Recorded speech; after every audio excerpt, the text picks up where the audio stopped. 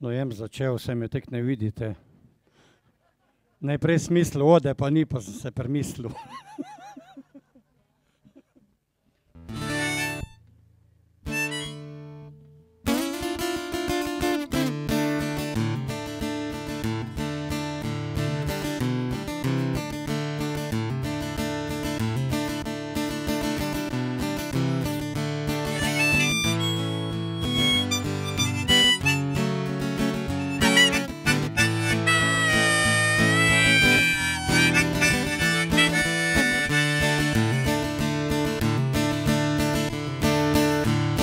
Smihem bil, so dedi v cirku me pelali. Za vsako eko noč pa malo ognarja dali. Me učili, kak manj vse z okne skrit. Ko sosedov abo zrastva, ga mere pa zausat, dojste bit. Nareče sem kar s fračetice strelil, pa golobe v logopeku, da je bil sil. Se zakrastil sam dan živina, mila mir. Je bil v krogu, ko sem prvobarte probo pir.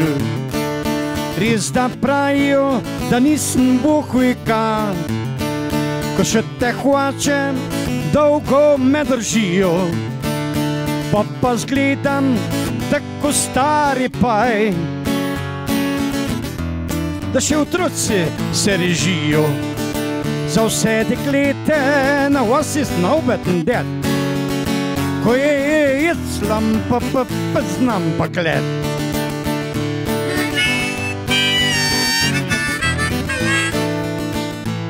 Znamensko poštudiral, ko sem vojske fertik bil. Pa kvan si kupil znarjo, ko sem ga skril. Si vaški pube me začeli tracat, no pa tips, da mi ni bo več zaživet, sem hotel kar umret. Res da pravijo, da nisem Bog veka, ko še te hočem, dolgo me držijo. Pa zgledam tako stari paj, da še otroci se režijo. Za vse deklete vas je snobeten ded, ko je jeclam pa znam pa kled. Moj nos je že prej prvelik bil, zdaj je pa še kriv, da v cirku nič ne hodim, sem bolj poredko še vesel.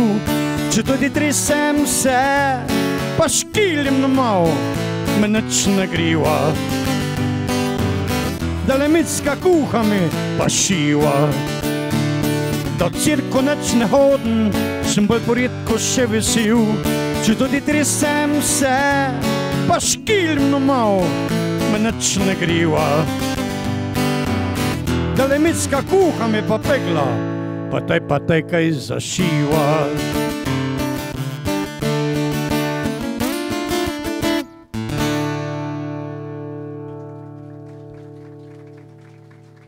Hvala.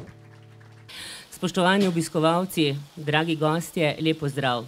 Med nami lepo pozdravljam župana občine Ravne na Koroškem, dr. Tomaža Rožena, ki je tudi tokrat v dveh vlogah, tudi kot predsednik Prežihove stanove.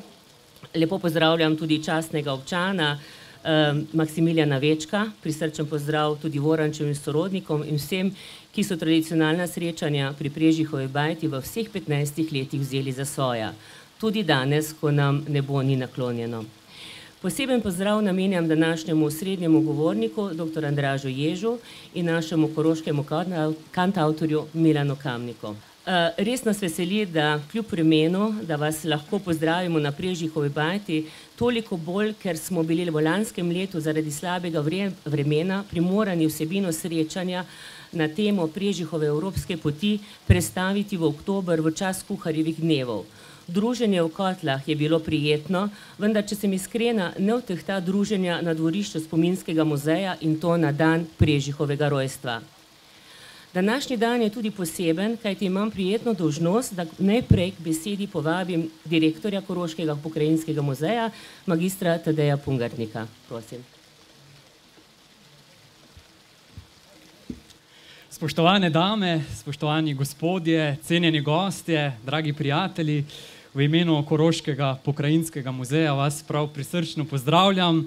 Vesel sem, da ste kljub vremenu vztrajali in da ste prišli na Prežihovo bajto, da izpeljemo to našo tradicionalno prireditev v tem lepem okolju, čeprav danes zelo mokremu.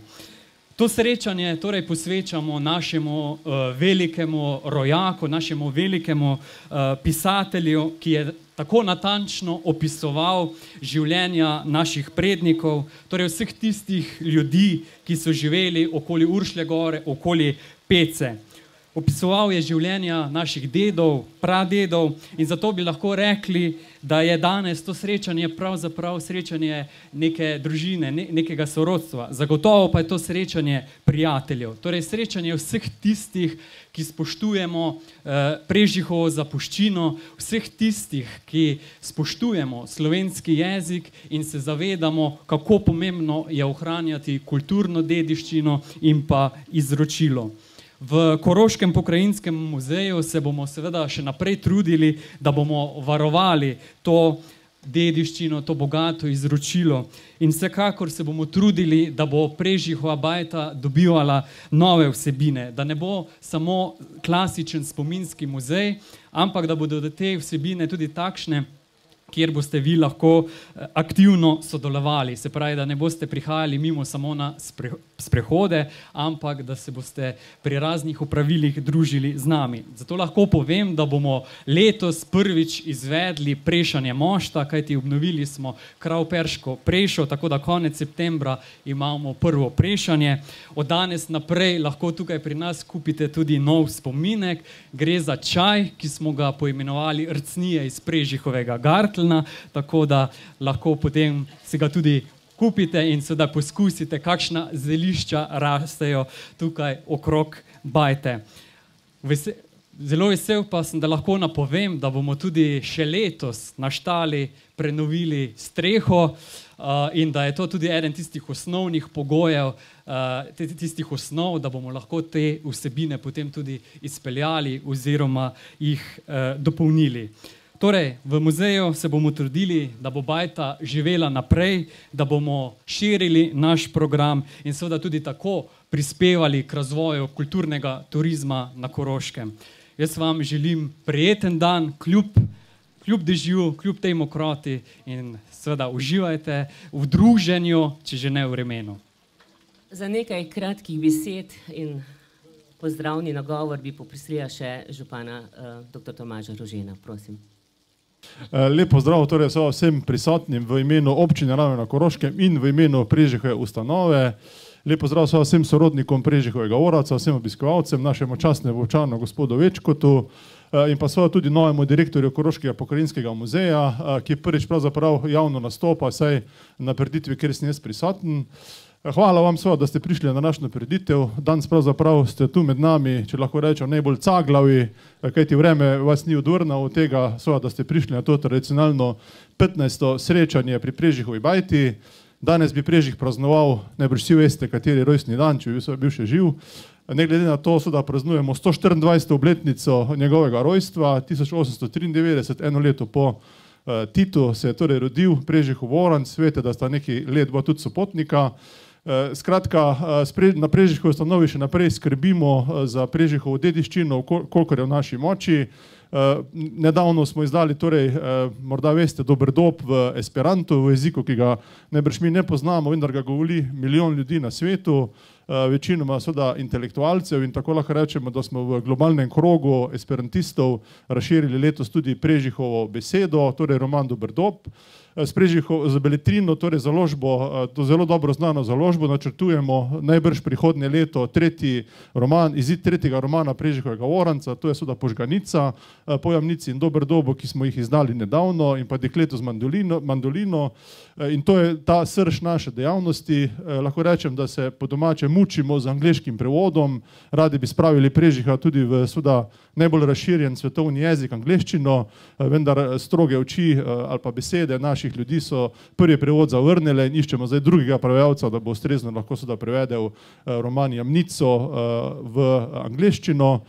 Tako da, kot rečeno, trudimo se po svojih močeh, občina pa tudi vlaga v to dediščino, kot je direktor že omenil, pravilna odločitev, glede na tudi vreme, ta skedenj pravzaprav razpada, namenili smo sredstva za novo prekritje in mislim, da bo tudi prireditev v takšnih vremenih lahko da tudi v tej zgradbi, ki jo je občina nedavno odkupila, kajti to Prežihovo bajto želimo širiti v Prežihov spominski park, da ne bi bila samo ta bajta s kaščo, ki smo jo preselili izpred gimnazije, ampak tudi, da bi uredili to poslopje z etnološko zbirko, skratka, da bi tu razširili ta spominski park, kot se priliči, kot je dostojno za velikana slovenske besede, velikega kotulca, največjega kotulca Prežihovega Voranca.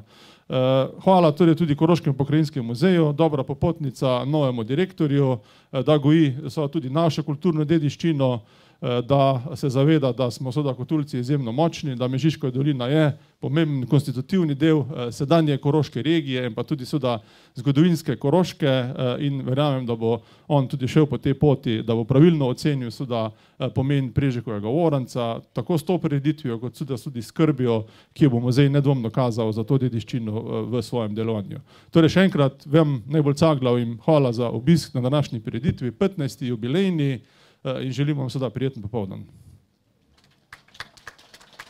Hvala županu za spodbudne besede in kot je že prej direktor omenil novosti, ki so se tule v 2 letih dogodile in ste, verjamem, da tudi sami že opazili, da se je marsikaj tule spremenilo. Na Gartlu že rastejo zelišča, rože in seveda zelenjava, značilna za kmečke gartle iz okolice Hotulske kotline. Preša ob Kašči pa je nared za prvo prešanje mošta v jeseni in na voljo so tudi že mešanica želiščnega čaja, kot je bilo prej rečeno, rcnije iz Prežihovega Gartla, izpod rok zeliščarice Tatjane Ladinek. In z učenci osnovne šole Prežihovega Voranca smo ga že preizkusili na čajanki 21. junija letos. Kot vsako leto doslej smo tudi letos izbrali osrednjo temo tradicionalnega srečanja. Letošnje leto je posvečeno likom socialnega roba v Prežihovi literaturi. Izbrana tema je brezčasna, poznana v vseh skupnostih in zgodovinskih družbenih okoljih. Je vsebina, ki nikoli ni izgubila svoje aktualnosti, kajti ena izmed temeljnih človeških potreb je potreba po pripadnosti, vključenosti in sprejetosti v okolje. Socialna izključenost, odrinjenost na rob družbe ni le problematika preteklih družbenih okolij, prav zdaj in tu je ogledalo vsem nam, ki skupnosti dajemo vsebino. Tudi Prežih v svoji literaturi ni spregledal življenja na obrobju, saj je z izjemnim socialnim čutom opisal usode in pretresljive življenjske zgodbe posameznikov, njihovo izključenost, odrinjenost, zaradi katere so bili posamezniki v manjših ruralnih okoljih zasmehovani in označeni zaradi svoje pasivnosti, čustvenih deficitov, destruktivnega vedenja. S svojimi literarnimi liki posebnežih, izvzeti iz resničnega okolja, je Prežih podal refleksijo skupnosti takratnega družbenega okolja. Zato danes s posebnim zadovoljstvom vabim k besedi slavnostnega govornika, dr. Andraža Ježa z Inštituta za slovensko literaturo in literarne vede pri Znanstveno-raziskovalnem centru Slovenske akademije znanosti in umetnosti. Andraž Jež je leta 2011 diplomiral na slovenistiki in tudi na primerjalni književnosti. Junija 2015 je zagovarjal svojo disertacijo Stanko Vraz v precepu Identitet 19. stoletja. Svoje socialno-zgodovinske raziskave nacionalizma nasploh ter irilizma in Vraza je nadaljeval in poglabljal ter konec leta 2016 pri založbi Znanstveno-raziskovalnega centra izdal monografijo Stanko Vraz in nacionalizem od narobe Katona do narobe Prešerna. Je se posveča različnim vidikom literature 19. in 20. stoletja skozi prizmo socialne, kulturne, politične in gospodarske zgodovine. Kot skladatelj, izvajalec in teoretik pa se intenzivno ukvarja tudi z glasbo, zlasti eksperimentalno elektroniko in jazzom. In zdaj mislim, da je čas, da ga poprosimo, da nam predstavi svoj referat oziroma svoj pogled na te obrobne like v Prežihovi literaturi. Prosim. Na prvi pogled se zdi, da so časi, ki jih je opisoval Prežihov Voranc, tako daleč za nami, da nas nagovarjajo k večjemu kot mogočni relikti neke za vselej izgubljene dobe. Pisatelj je opisoval okrutno in naglo proletarizacijo prebivalstva, ki se je iz mladih dni še spomnilo varnega dela na posesti, po pripovedih pa je zlahka rekonstruiralo celo zadnje odjeke feudalizma na Koroškem. Tema se zdi danes, v dobi interneta in pametnih mobilnih telefonov, komaj predstavljiva. Anton Slodnjak je že konec 70-ih let pisal, da smo se od kajžarskega življenja tako odtujili, da le stežka razumemo subtilno tragiko novele Boj na požiralniku. Na prvi pogled se zdi, da se je Evropa v vmesnem času tako korenito spremenila, da so zapori za politične oporečnike v velikih evropskih mestih, zapori, ki jih je Voranc opisoval iz prve roke, neponovljiva preteklost. Preteklost, ki se je nekako po naključju vpletla v veličastno evropsko zgodovino 20. stoletja in se je zato ni treba spominjati s pretirano vnemo. Toda na aktualnost njegovega pisanja je mogoče pogledati tudi drugače. Kdorkoli bo Vorančevi besedi, ki je neprestalo iskala vez med rojstno Koroško in svetovljanstvom evropskih velemest, prisluhnil onkraj okamnelosti kanona, bo morda presunjen, kako sodoben avtor je. Je večinska izkušnja danes res tako drugačna kot v Vorančevih časih? Ali ni občutek neprestanega izgubljanja in polzenja po družbeni lestvici pri današnjih fizičnih delavcih, kmetovalcih in izobražencih osupljivo podoben tistemu, ki ga je Voranc tako živo opisoval v svojih velikih romanih, novelah in potopisih? Mar ni Voranc pisateljsko zaslovel prav sredi desetletja, ki ga je tako kot današnje razjedala finančna nestabilnost? Ni bil svet obakrat pahnjen v krizo, ki jo je povzročil nebrzdani trg podivjanega kapitalizma? Se ni takrat, enako kot danes, pred najosnovnejšimi eksistenčnimi vprašanji znašlo nepredstavljivo veliko ljudi?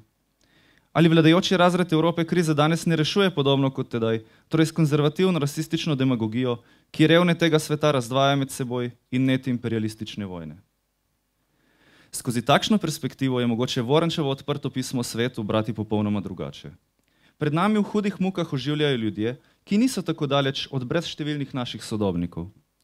Tudi dan danes sta Evropa in svet polna ljudi, družin in celotnih skupnosti, oropanih mirne in brezskrbne prihodnosti. Prihodnosti, ki se je pred desetletji zdela mnogo bliže in mnogo bolj samoumevna kot danes. Voranc je razumel stisko teh ljudi. Razumel je, da so v kapitalizmu zasužnjeni tako tisti, ki imajo delo, kot tisti, ki ga nimajo. Tako tisti, ki lastnino imajo, kot tisti, ki je nimajo. Prvi postanejo sužnji lastne lastnine, drugi sužnji lastnega pomanjkanja. Med slednjimi je bil svetneči Gašper, propadli tesar ter razvpit pijanec in najodurnejši preklinjevalec, kar jih je ta del koroške zemlje sploh poznal, kakor ga je v noveli Pot na klop označil Voranc. Gašper je k svojemu občasnemu dobrotniku, bolje stoječemu kmetu Vožniku, prišel umret. Tik pred smrtjo je svojemu dobrotniku povedal, da so v njegovem cekarju cimraka, torej tesarska sekira, kranc, kar je posoda za barvo za žnuranje oziroma označevanje hloda, 2 klamfi, cepin in 2 sekiri, skratka vsa njegova lastnina. To naj Vožnik založi za njegov pogreb, saj da noče umreti na tuje stroške. Njega je uničilo, da ni imel dela in da ni imel lastnine, kakor je starega Kramuha iz novele Asasa uničilo, da je izgubil. Mnoge druge, kot so Dihurjevi iz novele Boj na požiralniku ali Črnoglavovi iz novele Prvi spopad, sta uničila samo delo in lastnina. Natančneje, uničila jih je obsesija, da jo ne bi izgubili. Obsesija, ki je ponovno nad vse aktualna. Dialektika lastnine, ki si pod jarmi svojega lastnika, ima pri Vorancu več virov. Še predno je bil dejaven kritik sistema, sta naj vplivala zlasti fan de siècle in naturalizem. Konec koncev je generacija slovenskega fan de siècla, kolikor jo je preživelo, Voranca sprejela kot svojega nadaljevalca. V poznejšem času to gotovo velja predvsem za Lojza Krajgerja in Otona Župančiča, ki je Voranca štel med največja imena slovenske literature. Toda za Vorančev razvoj so bile nadvse pomembne tudi zgodnje literarne pobude, ki jih je bil v 20 letih deležen od Zofke Kveder. Poleg tega ne smemo zanemariti edinstvenega literarnega vpliva vzgoje. Ta je na mladega Voranca s svojo dvojnostjo vplivala v mnogočem primerljivo poznejši vzgoji pisatelja Gabriela Garcije Marqueza. Mladi Voranc je bil razpet med svetovna nazora svojih staršev. Ta razpetost je omogočila za Vorančevo prozo tako značilen preplet ljudske ustvarjalnosti in njej nasprotne trde realnosti propadajočih kmečkih domov. Mati je izhajala iz nekoliko bolje stoječe kmečke rodbine in je bila nezadovoljna s položajem žene v siromašni družini brez lastne zemlje. Kot je pisal Drago Druškovič, ki je omenjeno dvojnost najbolj roditsko izpostavil, se je mati zato v bogati domišljiji zatekala v starodavne kmečke dvore ter hrepenenju po izboljšanju socialnih razmer v pravljicah in pripovedkah posredovala prvorojencu Vorancu. Nanj pa je znatno vplival tudi oče, proletariziran kmet, ki je vse svoje moči, kakor tudi svojo družino upel v svoj boj za posest. Na sina, ki mu je pri pašni pomagal od predšolskih dni, v nekaj letih pa je prevzel vsa hlevska opravila, je oče vplival zlasti strmo in pogumom, saj se kljub pomankanju ni odločil za industrializacijo. Voranc je o tem kasneje zapisal, citat, optimizem, vera v moč, v napredek je davna last familije kuharjev. Konec citata. Prav o 15. brezpravnim množicam v boju z nepravičnim sistemom je Prežihov Voranc tako veličastno posodil svoj glas.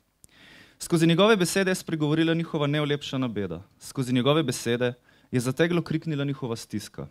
Prežihov Voranc ni pristal na igro evropskega vladajočega razreda in svetovnega kapitala. Bede in stiske ni naprtil komunistom, tujcem in judom kot evropski vladajoči razred. Prav tako bede in stiske ni naprtil samim revežem, ki da menda ne izkazujejo dovolj delavnosti, kot jim je šepetal svetovni kapital. Nasprotno, Prežihov Voranc je svoj prst usmeril precej više. Prav tisti svetovni kapital, čigar bojevito pred stražo je pomenil evropski vladajoči razred. Ob svojih obiskih Pariza je leta 1940 zgroženo pisal o 200 družinah, ki si lastijo vse mesto. Citat.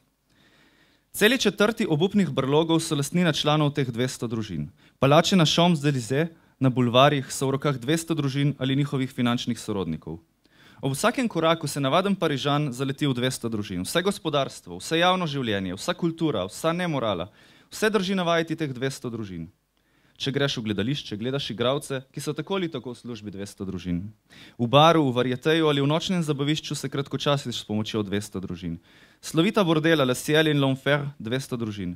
Moulin Rouge 200 družin. Vse živo meso, tudi tisto, ki se ponuja po ulicah, ti prodaja 200 družin. Kupiš časopise Matin, Figaro, Petit Parisien, Tombe, Intransigeant in tako dalje. Kupiš katerikoli magazin in čitaš, kar piše 200 družin. Skratka, v Parizu se ne moreš roditi, ne moreš živeti in ne umreti brez teh 200 družin. Monopol peščice kapitalističnih samodržcev ti stopa tu najbolj živo pred oči, da si je vse zavito v plašč demokracije, svobodnosti. Ozračje ni tako težko, da ne bi mogel dihati. Konec citata. Ali Vorančevih 200 družin ne zveni sila sodobno?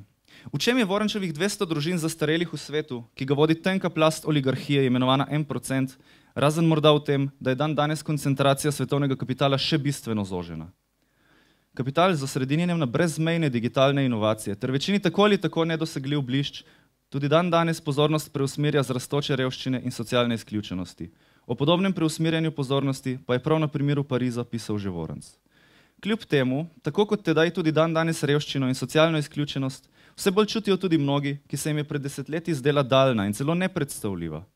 Ko pomislimo na revščino, na socialno izključenost, ima podobo vse manj zgodovinske patine, ki v predstavah o evropski preteklosti obdaja Vorančev čas. Vse jasneje jo lahko navežemo na svoje ali na usode tistih, ki jih poznamo.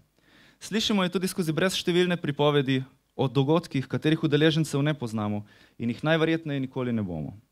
Izkušnja, ujeta v besedno zvezo socialni rob, je vse manj robna in postaje vse bolj prisotno socialno dejstvo. Usode, ki jih je socialna stiska prikrajšala za prihodnost, je Voranc poznaval po vsej Evropi in jih ovekovečil v svojih spisih. Te žalostne usode je videl v neločljivem prepletu s propadanjem hotulskih kajžarjev, z bunki, hudobivškimi ibržniki, lokalnimi vaškimi posebneži in berači, a tudi z vsemi ostalimi ponižanimi in razžaljenimi, ki jih je evropski kolonializem po svetu v revščino in socialno izključenost priganjal v še večjih množicah in s še ostrejšim bičem kot na domačih tleh. Kdor torej dvomi o aktualnosti tematik Prežihovega Voranca, mora pomisliti zgolj na revščino, na socialno izključenost. V opisovanju besnečega kapitalizma, ki za svojimi mikavnimi obljubami pušča zgolj obubožanje, je Prežihov Voranc današnjemu času bližji kot številni poznejši avtorji. Toda v čem je svet, ki ga opisuje Voranc, vendarle tako drugačen od današnje izkušnje? Zakaj se nam svet, ki ga opisuje, na prvi pogled vendarle zdi tako oddaljen? Da bi odgovorili na to vprašanje, moramo gornji razmislek povzeti z nekoliko drugačne perspektive. Začnimo z naslednjo ugotovitvijo. Socialna izključenost, ki jo je bilo čutiti tedaj in jo je čutiti zdaj, je bila tedaj neprimerno bolj ovekovečena pred zgodovino, kakor danes. Tudi v književnosti. Ne le Voranc, mnogi kritični pisatelji so zlasti v 30. letih 20. stoletja nepravičnemu sistemu trmasto gledali pod prste in s svojimi prsti oblikovali obtožujoč spomenik njegovi brutalnosti. Izbranja tako različnih avtorjev, kot so Mihail Šolohov, Bertolt Brecht, John Dos Passos, Erich Maria Remarque, John Steinbeck ali Miguel Ángel Asturias, lahko rekonstruiramo mnoge socialne problematike desetletja, ki bi bili sicer kljub množičnosti zastrte in vsaj na Zahodu prepuščene pozabi. Tudi slovenska kultura se ponaša z nekaj takimi pisatelji. In značilno je, da v glavnem vsi prihajajo iz obrobnih delov Slovenije, kjer propadanje ni bilo skrito za paravan blišča kot v večjih mestih, temveč se je kazalo v vsej svoji neizprostnosti.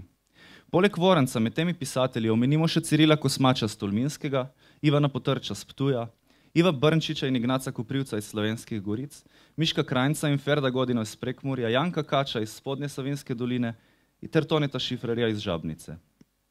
V zvezi z njimi bolj ali manj točno v glavnem govorimo o socialnem realizmu, torej o smeri, ki se še bolj kot realizem že sicer osredotoča na krivične socialne razmere. Skratka, razlika, ki jo je med Vorančevim in današnjim časom najprej opazimo, je prav v tem, da danes ni Vorancov. Da z redkimi izjemami torej ni nikogar, ki bi sistemske socialne krivice umetniško razgalil, predvsem pa ni splošnega pojava, kakršen je bil socialni realizem. In to čeprav je po Sloveniji, Evropi in svetu brez števila socialno izključenih, ki so osmišljali tudi kritičnost socialnega realizma. Toda ta razlika je le najbolj površinska in nam lahko služi k večjemu kot kazalka na mnogo večjo in teže premostljivo razliko. In tudi pri tej večji razliki je prispevek Prežihovega Voranca nenadomestljiv. Njegovo dejavnost in dejavnost drugih socialnih pisateljev je opogumljala mednarodno politična okoliščina, ki ji ne prej, ne pozneje v zgodovini ni bilo para. Revolucionarna država Sovjetska zveza, ki je nastala pred natanko 100 leti, je s kljubovanjem nasilju kapitala in fašizmu nepredstavljivo okrepila razredno zavest socialno izključenih. Pri pogajanju s kapitalom je delavcem povsod po svetu omogočila neprimerno boljša izhodišča, kot so jih imeli kadarkoli prej ali po njenem propadu. Poleg tega je z dejavnim delom na prosvetnem in kulturnem področju med ljudstva vsega sveta ponesla ideje o osvoboditvi od rasizma in socialnega izkoriščanja, ki ima v versajski Evropi ni bilo videti konca. Za brezštevilne po vsem svetu je v času, ko je večino sveta še obvladoval imperialistični kolonializem, pomenila upanje, o kakršnem danes ni niti sledu. To je bil torej pomemben mednarodno-politični dejavnik, ki je usmerjal aktivnosti socialno zavednih pisateljev z vseh koncev sveta. Pisateljev, ki zatiranim niso le posodili svojega glasu, temveč so jih hkrati ozaveščali o njihovih socialnih krivicah in jih opogumljali za borbo proti njim. Vsi preomenjeni socialni realisti so bili že pred vojno politično dejavni. Svojo dejavnost so usmerili prav v brezkompromisno borbo proti svetu krivic, svetu revščine in socialne izključenosti. Vsi so se pridružili narodno-osvobodilni borbi, dva sta med vojno izgubila življenje, skoraj vsi pa so bili pred ali med vojno zaprti oziroma internirani.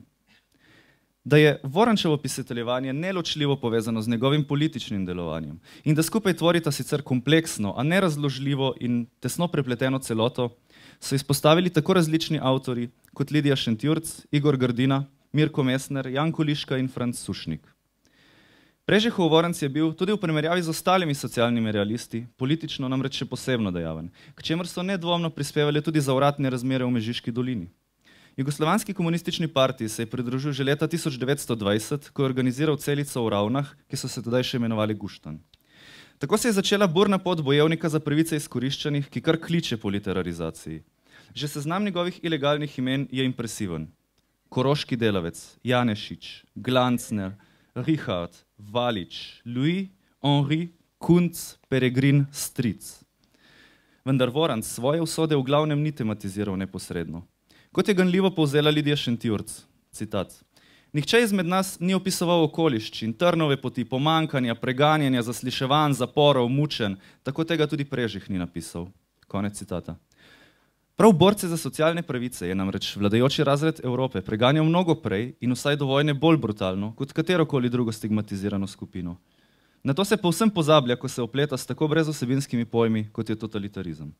Nasproti aktualni amneziji in po preproščanju zgodovinskih dejstev ne bo odveč, če Vorančevo trnovo pot popišemo vsaj okvirno. Zelo slikovito namreč pokaže na požrtvovalnost in strahotne muke, ki so jih bili od domnevno demokratičnih držav masovno deležni borci proti socialnemu izkoriščanju. Prežihov Voranc je bil zaradi svojega nazora prvič aretiran že leta 1923. Leto preden je organiziral spominsko slovesnost o 5-letnici brutalnega uboja nemških komunistov Roze Luxemburg in Karla Liebknechta. Emigriral je 19. maja 1930. Najprej je živel pri svoji teti na avstrijskem Koroškem, nato je odšel na Dunaj, kjer je delal kot propagandist med kmeti. Medtem ko je bil v Jugoslaviji v odsotnosti obsojen na 6 let ječe, je marca 1931 prek Prage odšel v Berlin. Namenil se je v Sovjetsko zvezo, toda pri Europäische Bauernkomitee je sprejel delo kmečkega inštruktorja. V tej vlogi je potoval po Romuniji, Bolgariji, Grčiji, Norveški in Franciji ter v povezavi s tamkajšnjimi partijami pomagal kmetom pri organizaciji stavk. V Parizu je med drugim urejal glasilo Centralnega komiteja Delo. Leta 1935 je bil Pariška zveza med Titom in Kominterno in poleti se je udeležil njenega 7. kongresa. Februarja 1936 je moral spet na Dunaj, kjer je prevzel posle organizacijskega sekretarja Centralnega komiteja Komunistične partije Jugoslavije. V povezavi s tem naj bi v Pragi organiziral partijsko konferenco, vendar ga je marca praška policija aretirala in ga zaprla za 3 mesece. Takoj po izpustitvi je prišel na Dunaj, kjer je bil že 3 dni zatem znova aretiran z več jugoslovanskimi komunisti, med drugim z Borisom Kidričem. Šele avgusta 1937 se je prek Prage vrnil v Pariz in tam živel pod svojim pravim imenom kot begunec.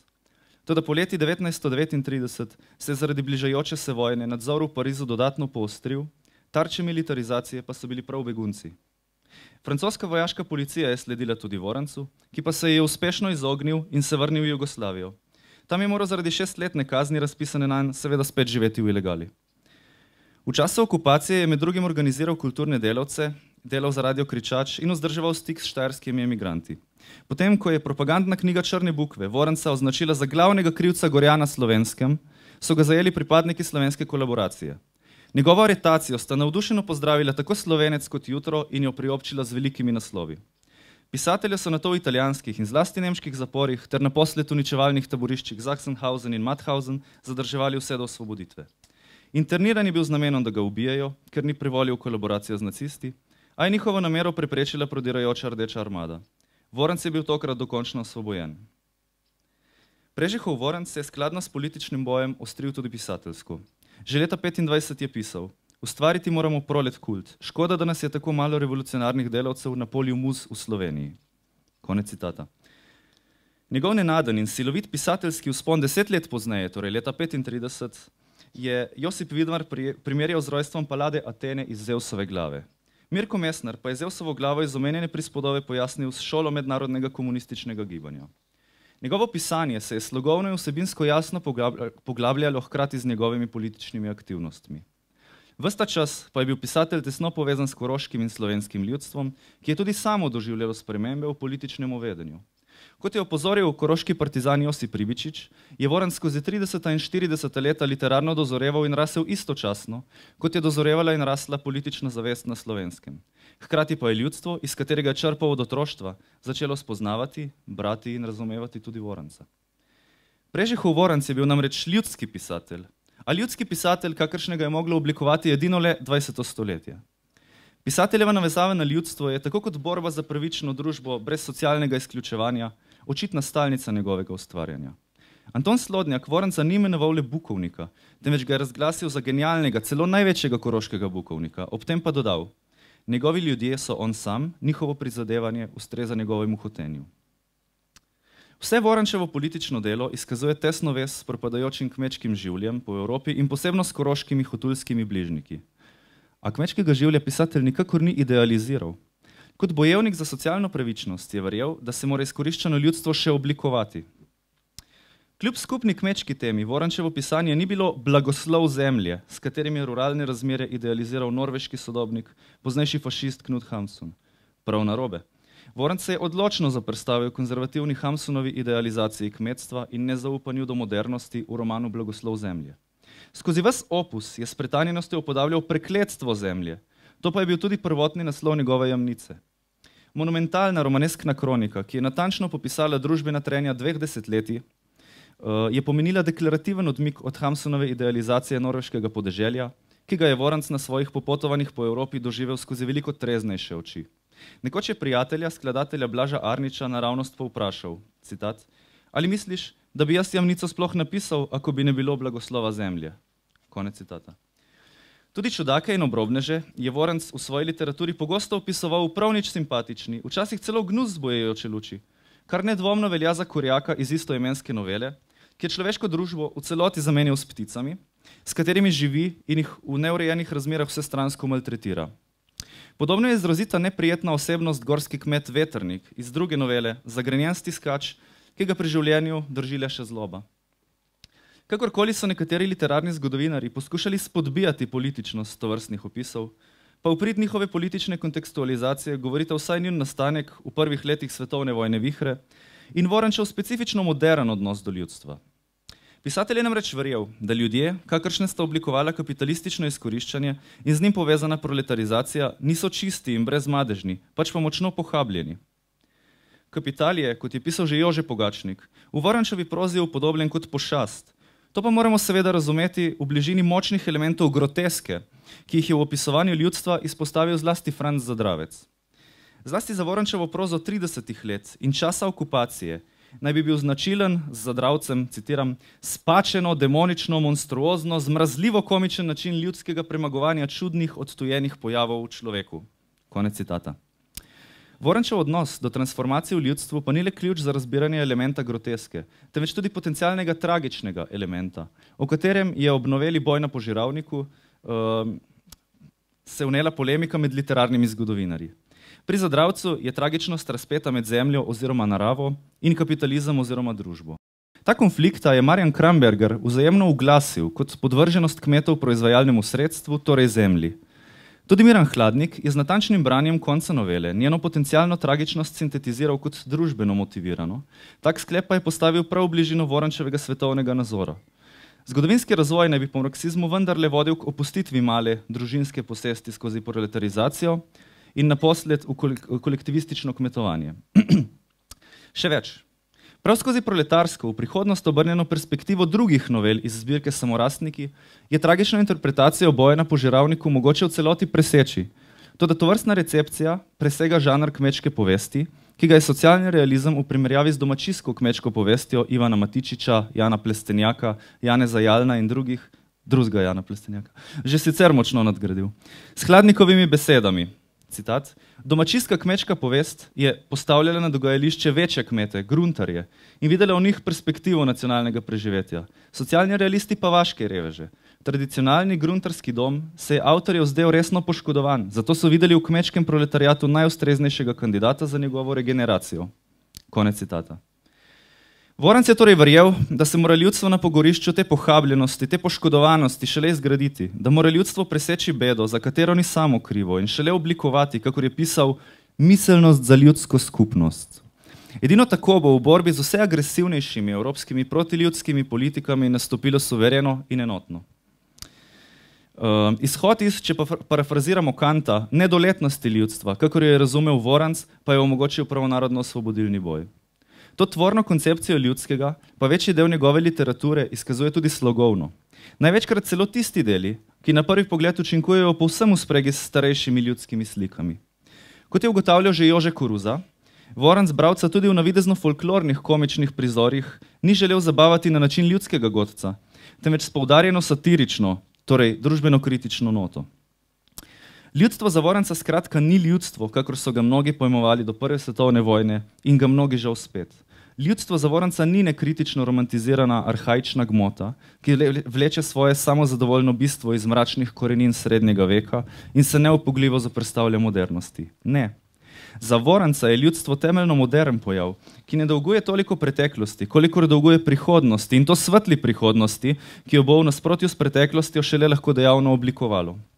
Tako je pisatelj po vojni izjavil, citat, bodočnost bo za naš narod gotovo lepša, kakor je bila preteklost, ker jo bo živelo in uživalo vse ljudstvo in ker bo prepojena z bratstvom in plemenitostjo. Konec citata. Marca 1947 je bil Voranc izvoljen za predsednika Ljudske prosvete Slovenije. Kot predsednik je v nagovoru izpostavil, da je osvoboditev iz ljudske tradicije odstranila, citat, vse, kar je preživelo, kar je bilo kvarno, kar je bilo ljudstvu usiljeno od starih oblastnikov. Najlepša tradicija iz naše preteklosti, hrepenenje ljudstva po izobrazbi, po plemenitosti in dobroti pa je obstala in ostala. Naša naloga je, da pomagamo prevzgojiti ljudsko miselnost, miselnost za ljudsko skupnost. Na 1000 let smo se vzgajali v miselnosti, ki je temu pojmu bila popolnoma tuja in nasprotna. Zato ni čudno, da je naše ljudstvo vse polno predsodkov in polno nezaupanja, ko mu govorimo o bodočih nalogah. 4-letna narodno-osvobodilna vojna pa je v našem narodu vzbudila veliko smisla za skupno trpljenje, za skupno žrtvovanje, za skupno odgovornost pred zgodovino. Konec citata. Edino tako lahko razumemo, zakaj sta bila Ramunkov Terc iz istoimenske novele na eno oko slep mladenič povsem predan delu in zagnan tudi v partizanih in njegova mati kljub tragični izgubi očeta že po nemški predaji hkrati potrta in srečna. Njune oči so se, kakor je pisal Voranc, svetile od solz in moči. Ljudstvo je Voranc skratka privoščil več od drugorazredne usode, ki mu jo po nujnosti obeta brezobzirni tekmovalni kapitalizem. Slovensko in posebno koroško ljudstvo pa je skupaj z njim odraščalo do njegovih poznih let. In ko je bil s sovjetsko osvoboditvijo Mauthausna leta 1945 pisatelj dokončno odrešen usode trajnega zapornika in ubežnika, se je sklenila tudi epopeja slovenskega ljudstva. Storjen je bil njegov najpomembnejši korak k svojemu zgodovinskemu poslanstvu, ta velika naloga sedanje zgodovinske dobe, kakor jo je imenoval Voranc. Seveda pa Voranc in njegovi soborci po vojni niso pozabili na lastno ljudstvo, na koroško ljudstvo Mežiške doline. Agrarna reforma je med brezštevilne kmete in najemniške delavce razdelila kulturbundovsko in kolaborantsko ozemlje, predvsem pa kar 10 000 hektarsko, precej gozdnato posestvo grofov Turnov. Kakor je pisal Voranc, so si ga ti kot feudalni posestniki Pliberka in Raven v modernem času večali v glavnem tako, da so nakupovali kmečka posestva od Kotelj do Obirja ravno takrat, ko je na kmete pritisnila kriza v obliki prezadolžitve. Tudi znamenite Krnice v Samorastnikih je pisatelj lociral pogozdeno turnsko posestvo. 23. decembra 1945 je potekalo zborovanje agrarnih interesentov, ki so v velikem številu prišli iz cele doline in celo iz šoštanskega okraja. Sklepi zborovanja, ki ga je natanko popisal tudi Voranc, so poudarili nujnost, da agrarni interesenti po obdelovalnih dobijo toliko gozdnatih površin, kolikor jih bodo potrebovali za normalno gospodarstvo. Zborovala je Jazbina, ker je njen 100-letni boj s požganico bil končan z velikim uspehom, je tedaj zapisal Voranc in še enkrat poudaril, da je, citat, dolgoletni boj našega ljudstva rodil ljudsko oblast in da ljudska oblast zdaj skrbi za to, da se bodo izpolnile ljudske želje in da se bo zadostilo pravici, ki je bila stoletja pokopana. Konec citata. Žal izgubljamo stik s tovrstno senzibilnostjo, čeprav smo vse bliže pogojem, ki so prispevali k njej. Zadnja desetletja so namreč ponovno v vzponu ne le kolonialne in imperialistične težnje, ki jih utelešajo korporacije in protiljudski trgovski sporazumi. Ponovno je v vzponu ne le vse manj diskretno spogledovanje s fašističnim militarizmom, pač pa je ponovno v vzponu tudi komaj zamisljivo izkoriščanje delavcev. Od padca Berlinskega zidu, dogodka, ki je leta 1989 simboliziral svetovno zmago kapitala, vladajoči razred po vsem svetu brez vsakršnih zadržkov niža delavske standarde. S puhlicami, kakršne so kisik za gospodarstvo, prožnost trga dela in zasebna pobuda, pa tako znova gradi zadošljiv in brezizhoden sistem, kjer je ljudstvo obubožano in brezpravno. Več svobode za trg lahko brez izjeme pomeni le manj svobode za družbo in posameznika v njej. Dajmo spet besedo Vorancu, ki je leta 1933 opisoval situacijo precej podobno trenutni. Citat. Monopolni kapitalisti se vedno bolj polaščajo proizvodnih sredstev. Potom bank, zadrug in tako dalje se osvaja finančni kapital tudi vedno širše sloje kmetov in jim v obliki dolgov leze za vrat ter jih razlašča. Industrijski magnati, podjetniki in veleposestniki, katerim se možnost dobička vedno bolj manjša, skušajo bremena krize in njenih posledic prevaliti izključno na rame delovnih množic v obliki zniževanja mest, zviševanja delovnika, zvišanja cen, obresti in drugih dajatev. Konec citata. Leto zatem, 1934, je bil Voranc v Toljatijevem glasilu Lo Stato operajo še jasnejši in zato še aktualnejši. Citat. Pri analiziranju gospodarskega položaja jugoslovanskega dela Slovenije ni mogoče zanemariti faktorja tujega kapitala, ki še danes obvladuje vso bazično industrijo Slovenije. Rudniki in železarstvo sta v rokah nemškega, francoskega in angleškega kapitala. Elektrika je v švicarski posesti in tako je tudi z vsemi drugimi industrijami, kjer je prisoten tudi čehoslovaški, holandski in drugi kapital. To dejstvo nujno vpliva na slovensko politiko. Konec citata. V 30 letih je obstajala ena sama država, ki je pomenila protiutež politikam socialne izključenosti, sovraštva, imperializma, kolonializma in rasistične agresije. Danes take države ni. Prav vse velike sile so slepo podrejene kapitalu, ki jih brez truda usmerjajo koalicije in vojne. Razlika od današnje situacije se zdi zanemarljiva, sploh ob vsem blatu, ki so ga na državo Sovjetov in socializem nasploh zmetali v zadnjih desetletjih. Toda prav obstoj te države je bil ključen za jasnejšo zavest o izkoriščanju, ki ga je treba preseči skupaj, s sodelovanjem in solidarnostjo. In iz obstoja te države, ki je nakazovala na drugačno prihodnost, je črpal tudi Prežihov Voranc. Čeprav je zaradi svoje požrtvovalnosti večkrat trpel, pa ni bil sam. Ideje, ki jih je utelešala država Sovjetov, so glasno odmevale med ljudmi vsega sveta. Ob tem lahko še zadnjič citiramo Prežihovega Voranca, ko se je spominjal Versajskega Pariza. Citat. Pred gostilno pijejo francoski delavci, mimo gre skupina priseljencev. Te kanalje so krive, da so gospodari znižali plačo, vpije pijan Francos. Konec citata. Do tu je anekdota žal vse preveč domača. Podobno je brezštevilnim gostilniškim pogovorom po Evropi današnjega dne. Hkrati pa kaže, da zna kapitalistični vladajoči razred svoje dejanske težnje kljub diplomatskemu jeziku vselej posredovati vse segmente družbe. Toda nadaljevanje Vorančevega zapisa zgovorno pokaže, kako drugačen je bil čas, ko je obstajala alternativa kapitalizmu. Citat. Trije drugi Francozi planejo po njem in pijanega Francoza pobijejo na mizo. Molči svinja, ti so še večji reveži kakor mi, gospodari so krivi. Nekdo razlaga še bolj resno. Kapitalisti so krivi, naši in njihovi, kdo jih je poslal sem? Nekdo pohiti za skupino priseljencev s polno steklenico vina. Združiti se moramo vsi. Konec citata. Tako odkrito srčna podpora solidarnosti med zatiranimi je danes žal povsem odsotna. Težnje kapitala, težnje vladajočega razreda so ob manjku alternative, tako simbolično razrušene leta 1989, prodrle globoko v medčloveške odnose, globoko v zavesti posameznikov, ki v skupno akcijo ne verjamejo več, sami pa so popolnoma brezmočni. Za veselimi fotografijami na socialnih omrežjih se danes brezštevilni po vsem svetu pogrezajo vse bolj negotova življenja in njihov vsakdan je vse bolj prepuščen njim samim. Na tej prepuščenosti ni ničesar romantičnega.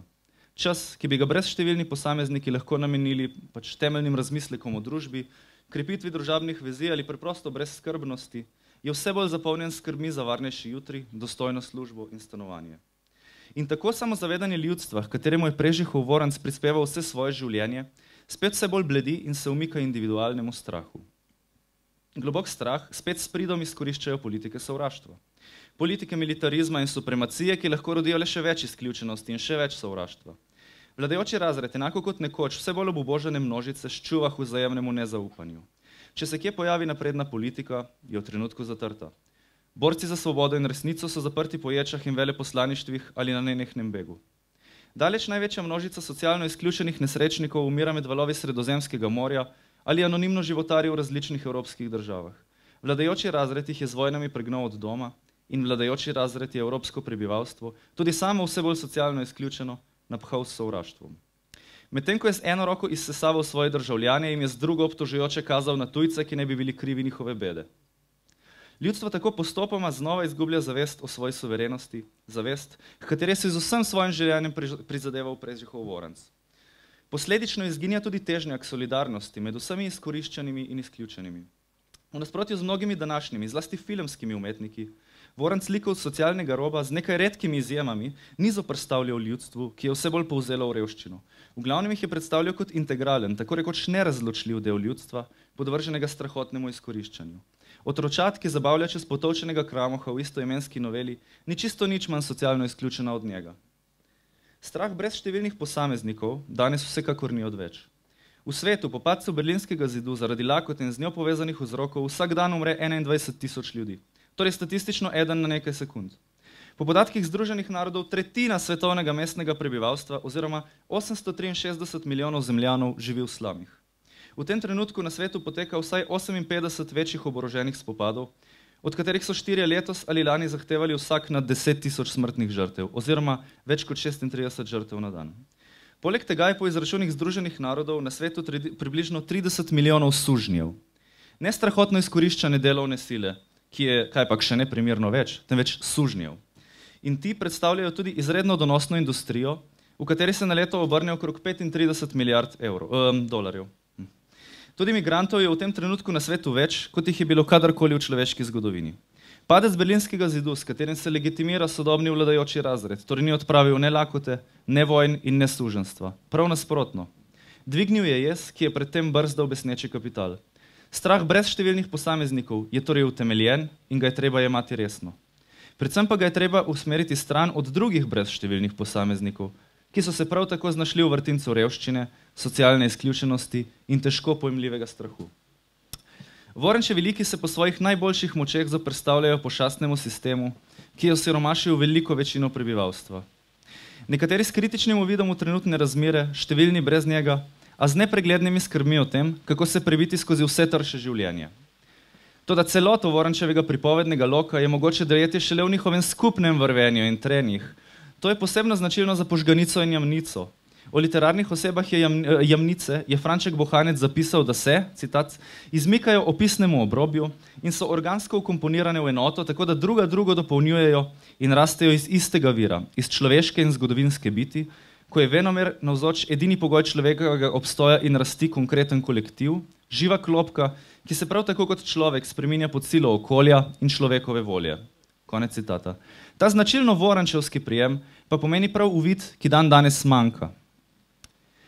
Najbrž bi bilo banalno reči, da potrebujemo novega voranca. Novi voranc je stari voranc. Če se le dovolimo videti presunljive podobnosti med socialno izključenostjo, ki jo opisuje voranc, in tisto, ki jo danes srečujemo na vsakem koraku. Vsekakor pa bi bil nov val piscev, kakršni so bili v 30 letih slovenski socialni realisti ali drugi socialno zavedni mojstri peresa po svetu, nad vse ohrabrjujoč znak. Ne le zaradi bojenja samozavedanja izkoriščenega ljudstva, pač pa tudi zato, ker bi to najverjetneje pomenilo, da se socialno motivirani politični procesi med ljudstvom že dogajajo. Pisatelji, prav kakor politiki, niso nikoli začetniki velikih gibanj, kvečjemu njihovi katalizatori, njihovi usmerjevalci. Ne mislimo, da s takšno sodbo omalovažujemo največjega koroškega bukovnika. Prav nasprotno, drznemo si zapisati, da se je Voranc tega jasno zavedal in da tudi zato ni pisal o svoji usodi, temveč je svoj glas posodil izkoriščenim in izključenim tega sveta. In tudi zato njegova največja leposlovna dela niso pripoved o posamezniku, temveč je njihov junak vse ljudstvo. Prav v tem je Voranc tudi ljudski pisatelj. In ukolikor se ne zdi sodoben, je to zato, ker je jasno videl skozi meglo, ki jo bo morala današnja misel, današnja umetnost šele predreti. Če in ko se to zgodi, pa bo Prežihov Voranc še bolj aktualen kot danes. Hvala. Hvala dr. Ježu za podane vzporednice, kjer so se brisale meje med preteklostjo in današnjim časom. Že v uvodu se nam je predstavil koroški kantavtor Milan Akamnik, ki je tudi svojevrsten posebnež med slovenskimi glasbeniki, saj ostaja zvest samemu sebi, koroški in glasbi, s katero se je seznanil prav na začetku svoje glasbene poti. V svojih skladbah se duhovito odziva na aktualno dogajanje in opisuje resnične ljudi in njihove socialne in drugačne stiske. Z enim stavkom, ta stare besede so skozi moja slika, a brez mojega narečja ni jezika, nam pove skoraj vse. Tisto, kar je še skrito, pa nam bo razkril s pesmijo. Sicer je tudi sam skritam. Ja, izvolite mi. Ok, te pa eno iz črtice, potovčeni kramoh, šlekapac.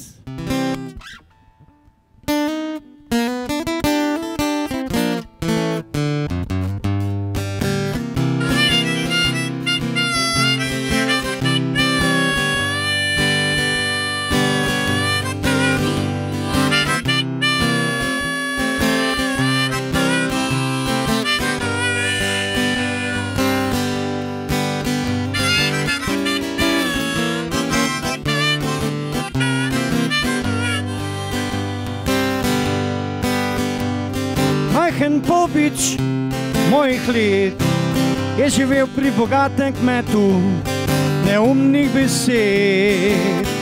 Beli lasje in bele obrvi, bela koža in bela obleka, okroge obraz kot kepa snega.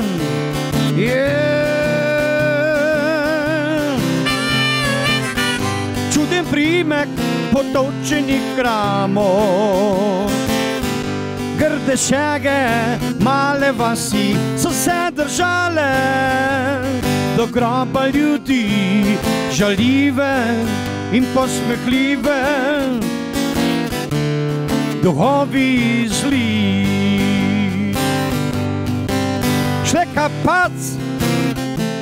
Šlekapac, sem hotel biti hudoben še jaz.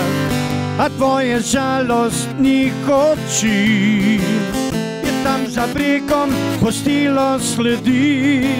Šleka pas, sem hotel biti hudobnejše jaz, a tvoje žalostnih oči je tam za bregom pustilo sledi.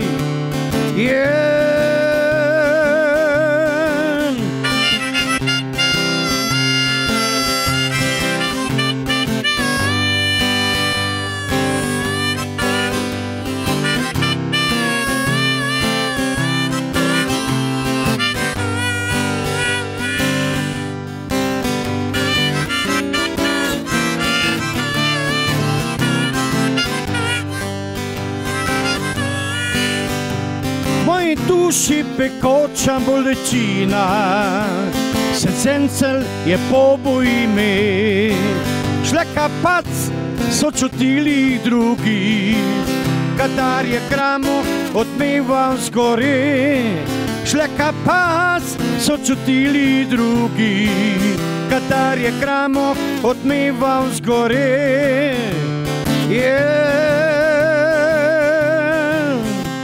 Šleka pad, šleka pad, šleka pad.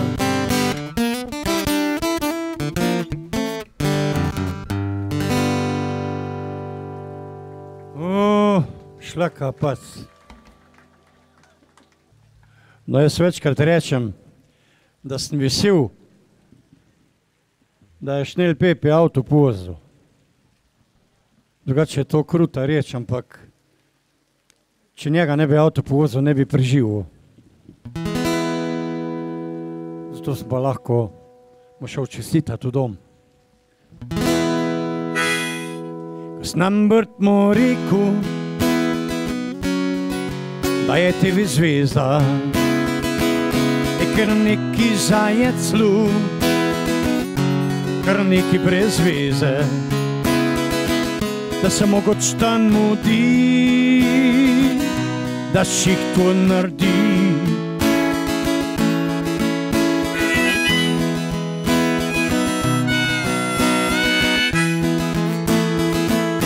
Šnel Pepi so rekli,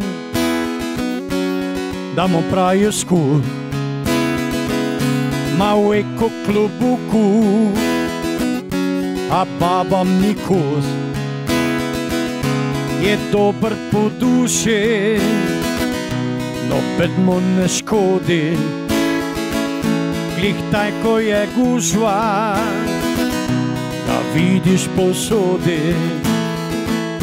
Pa včas poštudiram, ko deda zagledam, bi dal mu za špricer na mesto soseda, ki je falšen na jega, pa ne veči zakaj.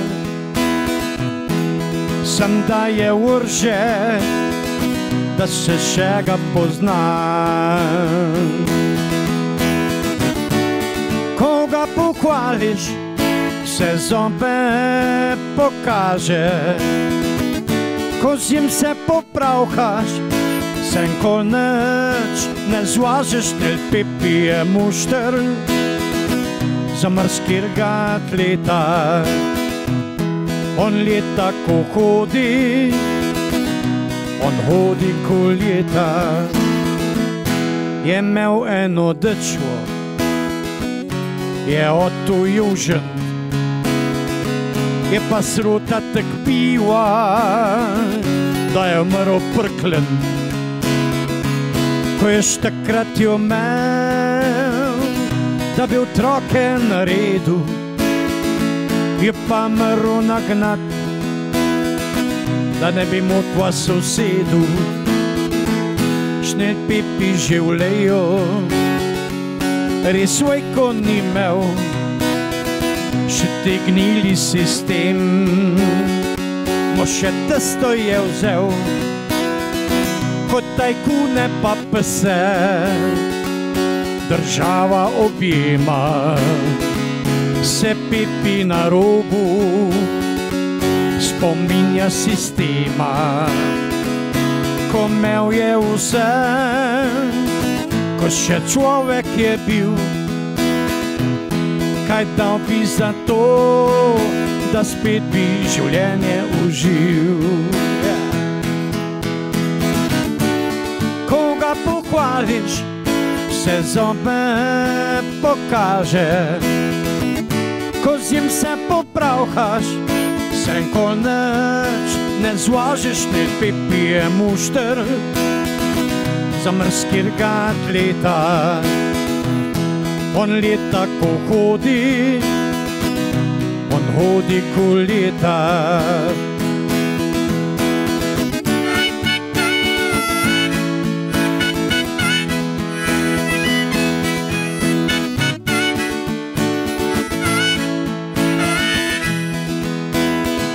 Zadnje cajte šnel Pipi, venčne leta, od Prival do Gotštana, njegova pot je zakleta.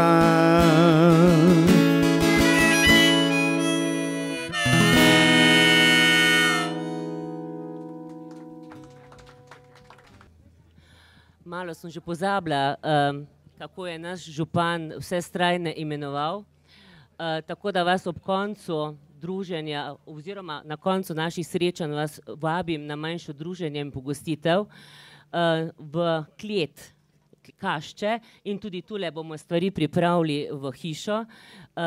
Pogostitev je pripravila Breda Gnamuž iz ekološke kmetije Ravnjak in Mojca Skitek.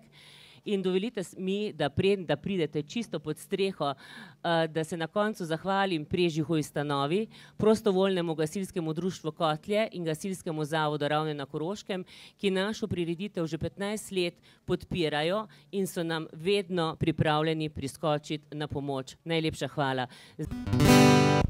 Za božji delelens, skri otroke, Gašper gre. Drveči kovneš, še te zemlje. Je zmel trus sred gorice, gospodija stav, ko se z lesa proti bajti, je zipava postava.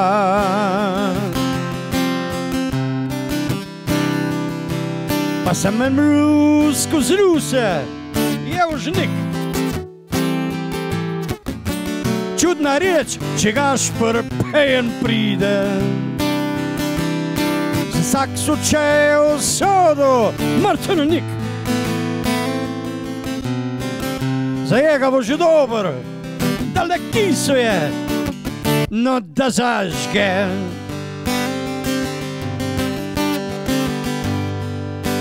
Dober večer, užnik, moj karšen duš. Sem pa žen, da še sline ni v druz. Mi nekaj rekel je, da grem po drušu. Gremo žnik obestja ščukat, što ko smat duš.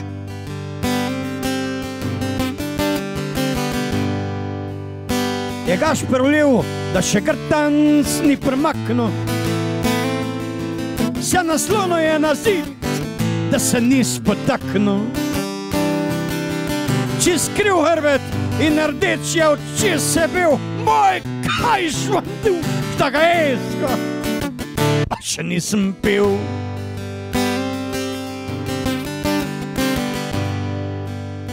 Užnik je videl, da je Gašper poln. Svetniči Gašper, grdi hrče poln. Za zbetročino lipo, alkamičen šef, če ne čarve, možda daj. Pa v noči hotel čikat, še to pa. Se zjutraj prišli, gospod odvezal dat. Pa še pole je klev, ko je župnik šel. Pa kuhon ga potegnil, kaj kar je mal, a veš lenc. Vzem kranc, dve klampi pacipin, pa dve sekiri predi na tuje stroške in. Za mino se nobeden ne bo drl, se gaš pri naslonu, ga napojštel in umrl. Za mino se nobeden ne bo drl, se gaš pri naslonu, ga napojštel in umrl.